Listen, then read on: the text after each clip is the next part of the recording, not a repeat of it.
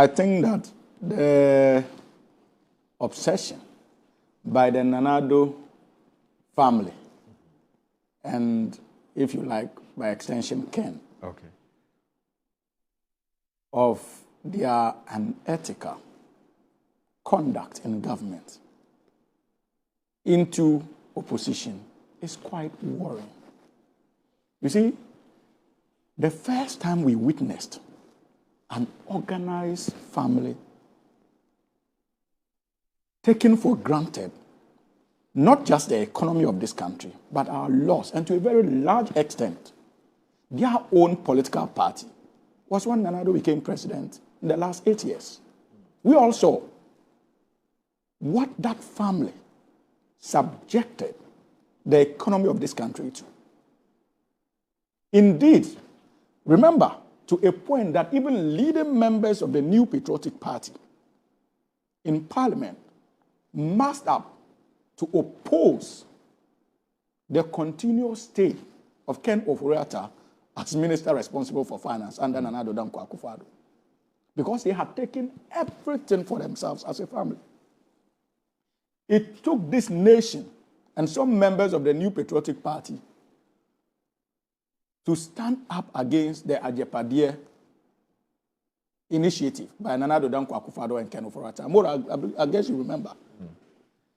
So for me, it is not surprising that for the first time when it comes to issues of accountability in opposition, we are suddenly beginning to hear the important role of family once again. Have you ever had this encounter, Moro, where state appointees have been asked to come and account for their stewardship in office? And suddenly, we are having family members issuing press statements against such an invitation by lawful state institutions of our republic. Have you ever experienced something like that?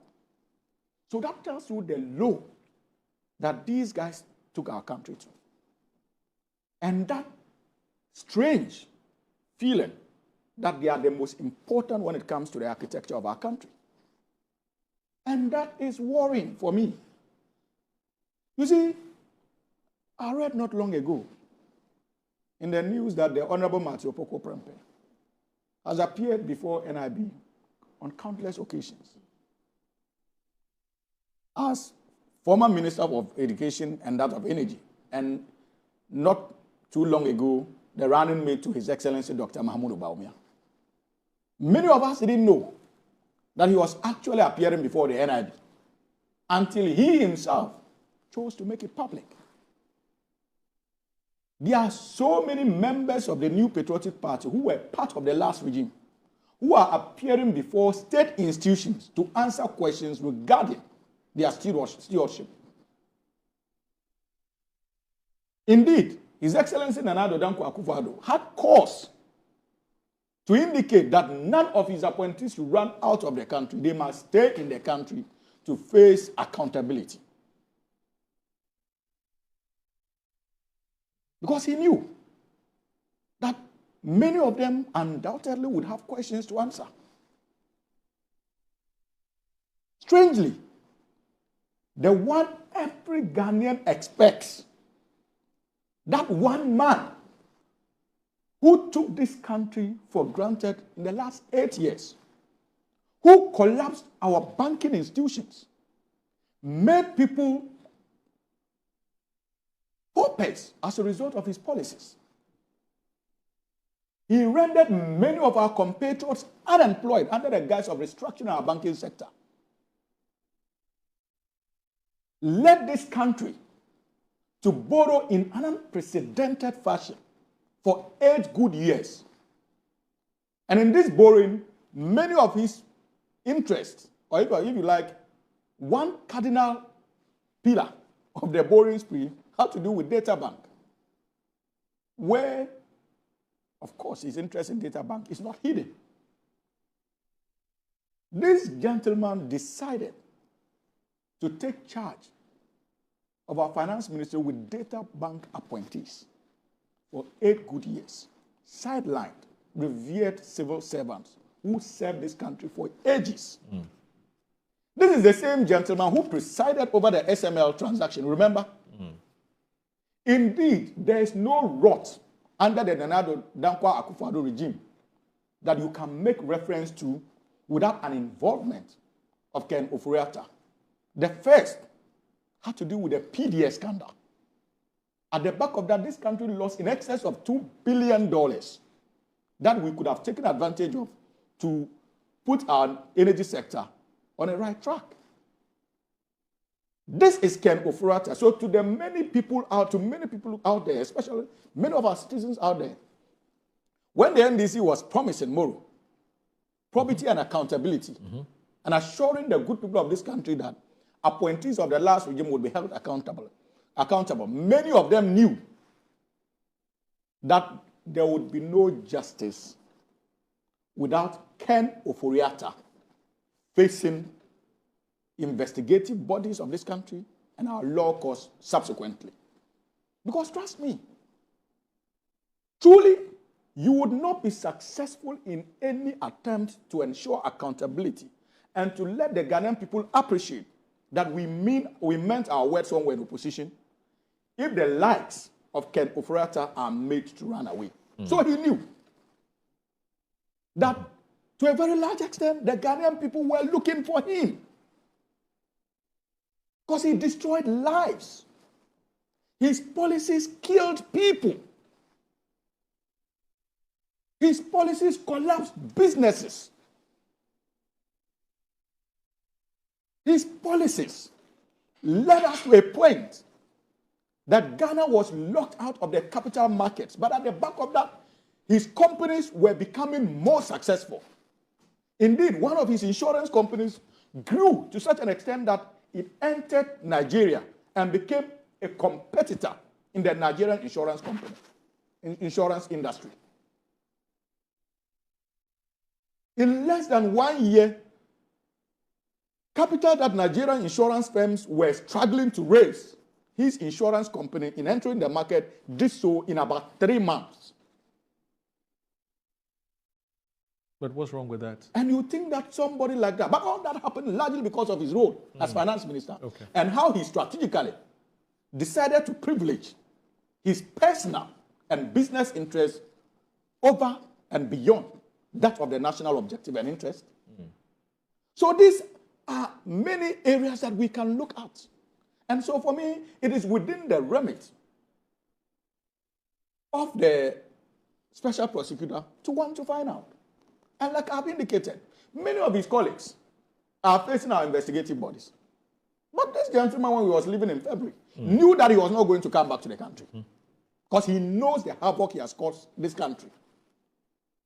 So let us stop the pretense about Mayo Clinic and all the drama associated with it. Moro, you don't need an angel to descend from heavens to tell you that it is a ruse to avoid accountability. How do you know? It is a ruse. But the evidence are clear. This is a gentleman, listen, a doctor who when he fell sick as finance minister, we all saw the pictures.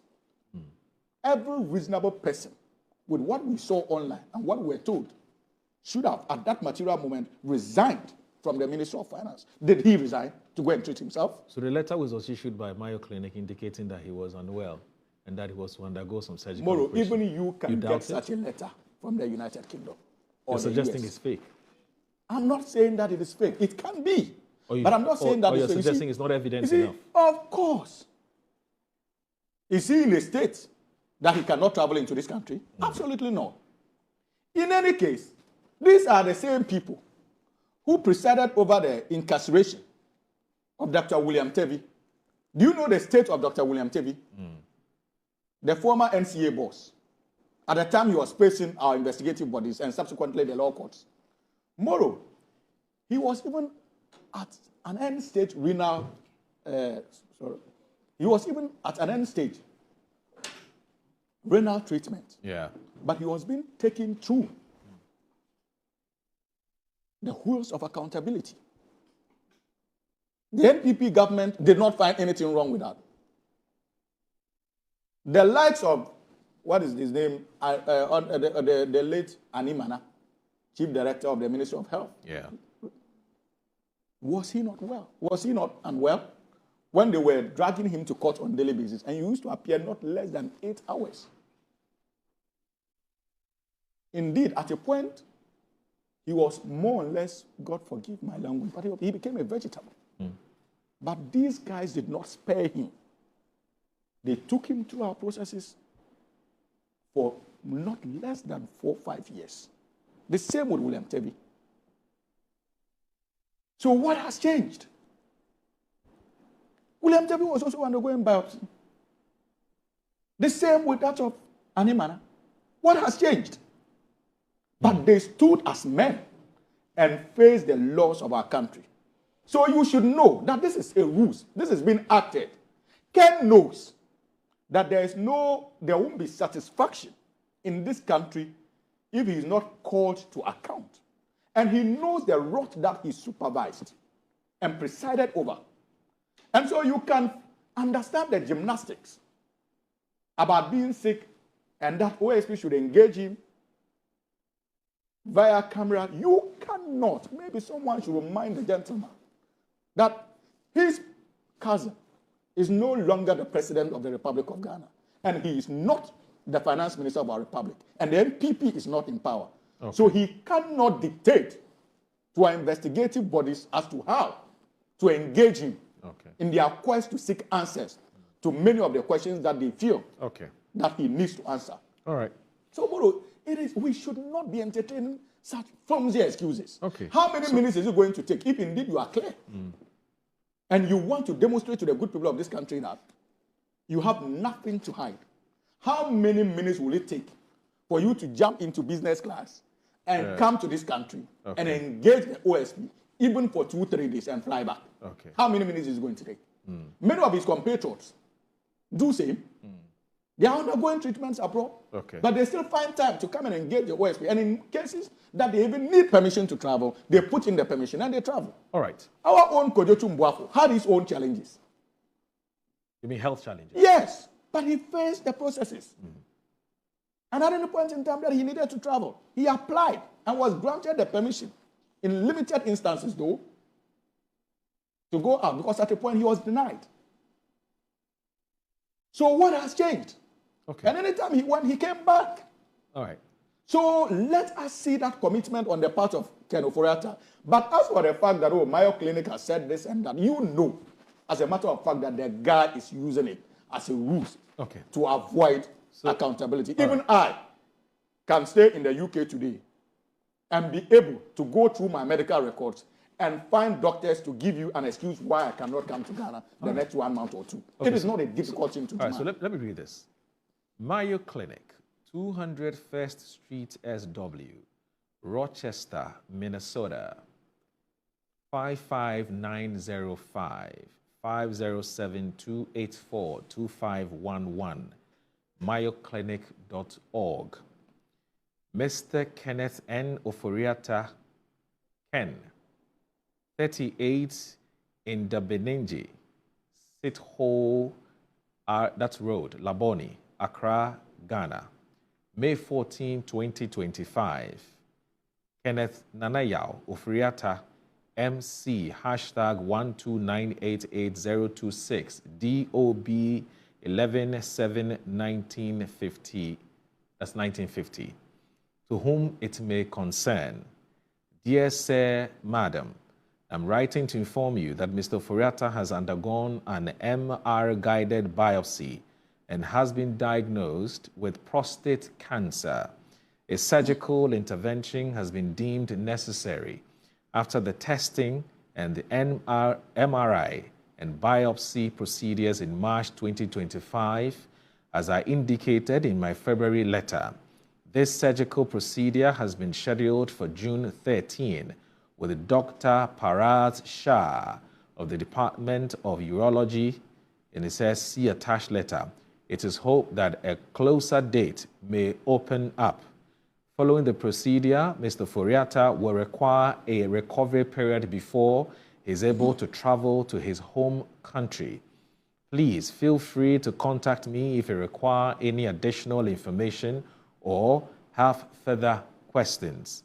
Best regards, Ahmed Abdulrahim, MD, FACP, FSVM, Section of International Medicine in Rochester, GM, Mayo Clinic, Rochester, MN.